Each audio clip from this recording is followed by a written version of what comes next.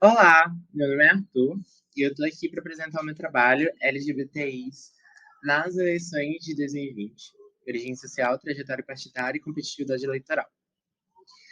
Aqui no primeiro tópico, eu queria falar um pouco o porquê, né, a gente estudar as eleições de 2020.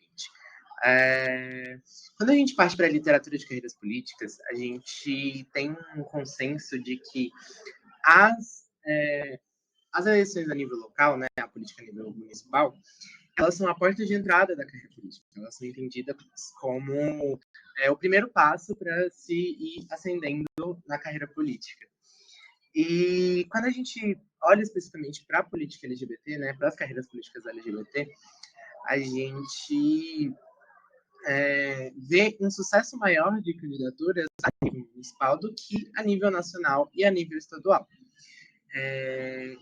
E outro ponto também, para querer entender e analisar os eleitos de 2020, né, é porque em 2018 a gente teve um recorde de eleitos LGBT a nível estadual e nacional, né, com 160 candidatas e candidatos eleitos nesses âmbitos, tanto para assembleias legislativas, né, principalmente para assembleias legislativas, e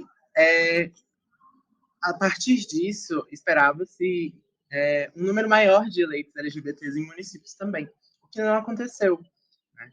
O que aconteceu é que em 2020 nós tivemos 124 eleitos LGBTs a nível municipal, né? A maioria para cargos de vereança.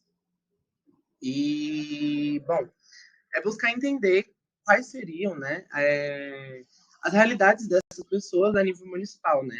Essa análise a nível local para tentar entender o que tem acontecido e por que essas pessoas foram bem-sucedidas eleitoralmente falando. Aqui, a gente partiu para a análise de perfis e trajetórias desses eleitos e eleitas, né? Só que essa análise foi feita com base em um banco de dados dos 124 eleitos.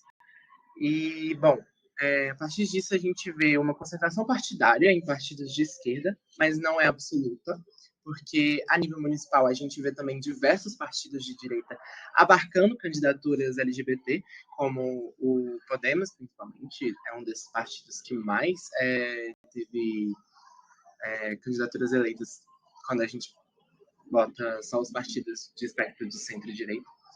Só que quando a gente vê uma análise geral, a gente vê que os partidos que mais elegeram LGBTs foram o PT e o PSOL, que são dois partidos que hoje em dia são considerados no espectro mais à esquerda da política, né? A gente também percebe uma concentração regional desses eleitos, em que mais da metade dos eleitos se encontram eleitos em municípios de São Paulo e do Sudeste em geral, tá? A gente não vê muitos LGBTs eleitos a nível municipal no norte nem no centro-oeste do país.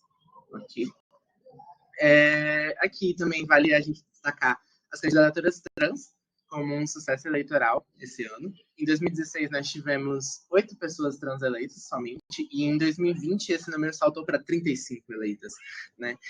O que representa um aumento de quase 337% por aí. Ok?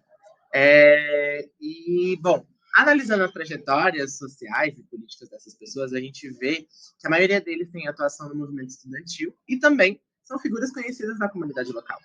Né? Muitas são filhas de donos de comércio local que já é bem conhecido na cidade. E quando a gente parte para a perspectiva dos mandatos coletivos, a gente vê que a gente teve um total de 18 LGBTs eleitos em mandatos coletivos, mas somente 5 deles eram cabeças de chapa.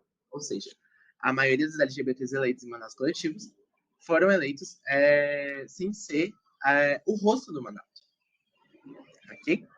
Seguindo aqui, a gente vê algumas conclusões urgentes, né?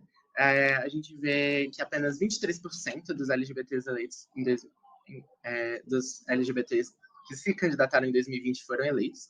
Tá? Foi um total de 522, segundo a Aliança Nacional LGBTI+. O perfil das pessoas eleitas mostram pouco êxito eleitoral de pessoas não brancas e ou de pessoas de baixa escolaridade também. né? A gente também vê uma prevalência de pessoas cisgêneras, dos 124 eleitos, somente 35 são trans. E uma preocupação e uma indagação para o futuro é como a gente aumenta o número dessas pessoas eleitas, né? Se são pessoas que são marginalizadas e encontram-se com tanta dificuldade para encontrar êxito eleitoral, o que pode ser feito para melhorar, né? A gente para pensar nisso também. E, bom, esse é um breve resumo do meu trabalho. Obrigado por ter assistido até aqui.